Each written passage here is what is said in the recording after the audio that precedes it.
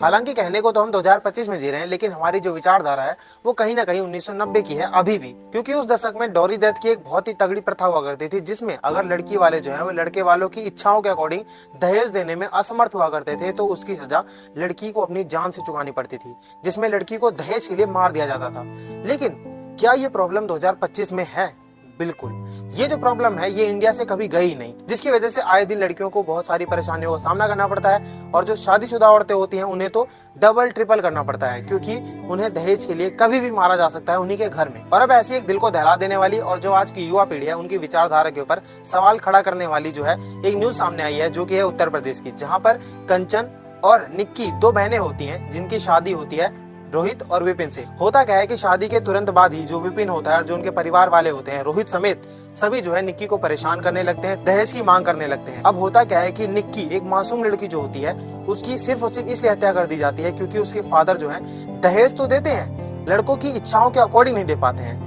घर वालों ने गाड़ी तक गिफ्ट कर दी थी लड़के वालों को, लेकिन उनकी जो इच्छाएं थी वो और ज्यादा थी। वो 35 लाख और मांग कर रहे थे, पता नहीं किस ब्याह पे, लेकिन लड़की वालों से 35 लाख की और डिमांड करी जा रही थी। लड़की वाले नहीं दे पाते हैं तो इसकी वजह से निक्की को हर्जाना भुगतना पड़ता है, जिसकी वजह से निक्की और कंचन को मारा पीटा जाता है और निक्की के ऊपर ज्वलनशील पदार्थ जो डालकर उसको जिंदा ही जला दिया जाता है। हालांकि कंचन जो है इस चीज की वीडियो तो बना लेती है इस पूरे कांड की, लेकिन जब वो अपनी बहन को बचाने के लिए हॉस्पिटल की तरफ लेकर भागती है तो लगभग 3 हॉस्पिटल्स में उसको रेफर किया जाता है, निक्की की बॉडी को, या फिर निक्की को रेफर किया जाता है और उसके बाद निक्की की मौत हो जाती है।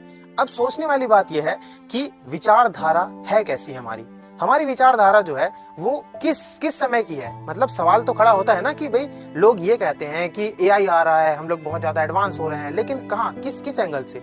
जब लड़कियां सेफ नहीं है, सिक्योर नहीं फील कर रही हैं अपने परिवार के साथ, अपने पति के अंडर सेफ नहीं है, तो फिर ये कैसी तरक्की हुई और कैसी विचारधारा में बदलाव है? जब इंसान जो है इंसान को इंसान नहीं समझ रहा है, रिश्तों को तार तार कर रहा है क्राइम को करने के लिए, या फिर अपनी मांगों को सिर्फ और सिर्फ पैसों के लिए जो है अपनी वाइफ, अपनी जीवन संगिनी की हत्या कर दे रहा है, तो ये कैसी विचारधारा है, क्या समझा जाए? फिलहाल इस केस के अपडेट की अगर बात करूं तो जो विपिन है वो भागने की कोशिश कर रहा था, जो कि निक्की का पति था, उसको पुलिस वालों ने पैर पे गोली मार के अरेस्ट तो कर लिया है। लेकिन देखने वाली बात सचमुच ये है कि निक्की को इंसाफ मिलता है कि नहीं। और अंत में सिर्फ और सिर्फ इतनी उम्मीद करी जा सकती है कि अपना जो दिमाग है वो थोड़ा सा और अपग्रेड करो, क्योंकि किसी की जिंदगी जो होती है किसी के बाप की जागीर नहीं होती है। सो भगवान निक्की की आत्मा को शांति दे, और उम्मीद यही की जा सकती है कि निक्की को इंसाफ मिले और उसके ससुराल वालों को बहुत ही कठोर सजा मिले। धन्यवाद।